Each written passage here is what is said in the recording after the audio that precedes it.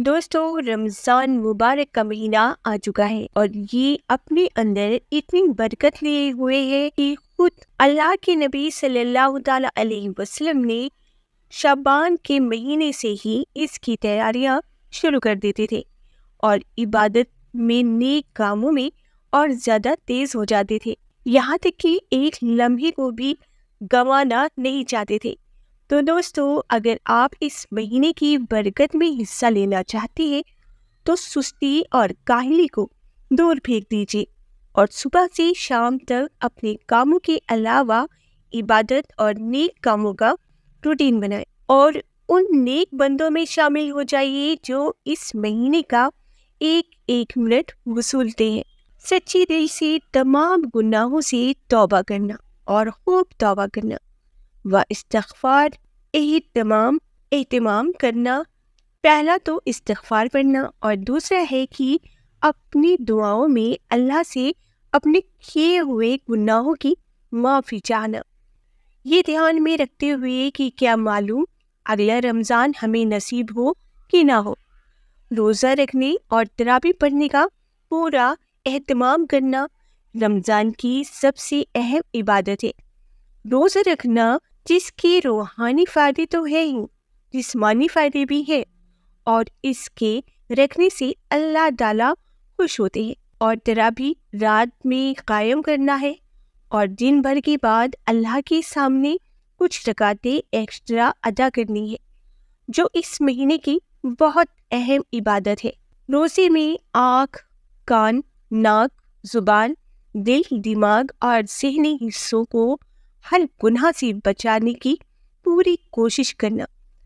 اگر آپ نے عبادت تو کی لیکن گناہوں سے نہیں بچ رہے ہیں تو یہ وہی بات ہو گئی کہ کٹورے کے بجائے چھلنی میں پانی لینا، جس میں پانی تو آئے گا لیکن نکل جائے گا۔ ویسے ہی ایک طرف نیک عمل تو کرتے ہیں لیکن دوسری طرف گناہ سے نیک عمل کو برباد کر رہے ہیں۔ بعد جماعت نماز کا اہتمام کرنا، جماعت کے ساتھ نماز ادا کرنے کا حکم تو پورے سال ہے اور حدیث میں اس کی تاکید آئی ہے، اور خاص کر رمضان میں تو اس کا ثواب کئی گنا بڑھ کر ملتا ہے۔ اسی لیے کاموں میں مشغول ہو کر اس میں مصروف نہ رہے۔ اشراق، تشت، اوابین، صلاۃ تسبیح، تحیات المسجد اور تہجد کا معمول بنانا۔ فرض نماز کے علاوہ بہت ساری نفل نمازیں ہیں جس کی ادائیگی سے ہم اپنے رب سے اور بھی زیادہ قریب ہو سکتے ہیں، اور رمضان میں تو عبادتوں کے لیے بہانہ ڈھونڈنا چاہیے اور کسی بھی طرح کی کوتاہی نہیں کرنی چاہیے۔ رسول اکرم صلی اللہ تعالی علیہ وسلم کی تعلیمات کا مطالعہ کرنا۔ ہمارے آقا حضرت محمد مصطفیٰ صلی اللہ تعالی علیہ وسلم نے ایک مسلمان کو نیک اور سچی زندگی گزارنے کے لیے کیا سبق دیا ہے، اس کو پڑھیں اور حدیث پڑھیں اور اس پر عمل کرنے کو روزے کا معمول بنائیں۔ قرآن کریم کی جتنی تلاوت ہو سکے کرنا۔ ایک تو خود قرآن کی تلاوت کے ہی بہت سارے فائدے ہیں، دوسری رمضان کا قرآن سے ایسا رشتہ ہے کہ اللہ نے رمضان میں ہی قرآن اتارا، اور جتنے بھی بزرگوں دین اب تک رہے وہ رمضان میں قرآن سے اپنا تعلق مضبوط بنائے رکھتے تھے اور زیادہ ہر وقت قرآن کی تلاوت کرتے رہتے تھے۔ کم سے کم ایک آیات کا ترجمہ اور تفسیر بھی پڑھنا، اور اگر ہو سکے تو تلاوت کے ساتھ اس کا ترجمہ بھی پڑھ لینا۔ چلتے پھرتے لا الہ الا اللہ کا ورد کرنا، کبھی کبھی پورا کلمہ پڑھ کر درود شریف پڑھنا۔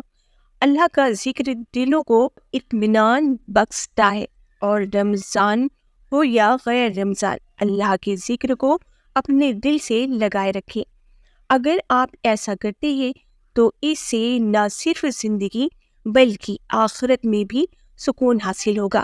جنت الفردوس مانگنا اور جہنم کے عذاب سے پناہ مانگنا، ان تمام نیک اعمال کے ساتھ ساتھ جب دعا کرنا تو جنت کی طلب کرنا جو نیک لوگوں کی جگہ ہے، اور جہنم سے پناہ مانگنا جو برے لوگوں کی جگہ ہے۔ اور اگر پورے سچے دل سے اپنے اللہ سے کچھ مانگا تو ایسا ہو ہی نہیں سکتا کہ آپ کو نہ ملے۔ ہاں، اگر کوئی خلاف کام نہ کیا ہو، 10 صدقہ کرنا، اللہ کی راہ میں خرچ کرنا اور غریبوں کو افطاری و سحری میں شامل کرنا ایک بہت ہی نیک کام ہے، اور صدقہ کرنا تو ویسے ہی مال بڑھاتا ہے۔ تو اگر آپ صدقہ کرتے رہیں تو انشاءاللہ اس مہینے کا اثر آپ کو پورے سال پر دکھنے لگے گا۔ اللہ ہماری کمزور عبادتوں اور نیک تمناؤں کو قبول فرمائے، آمین۔ اگر آپ کو یہ ویڈیو پسند آئی ہو تو ویڈیو کو لائک کریں، اپنے دوستوں کے ساتھ شیئر کریں، اور ایسے ہی ویڈیو پانے کے لیے ہمارے چینل کو سبسکرائب ضرور کر لیں۔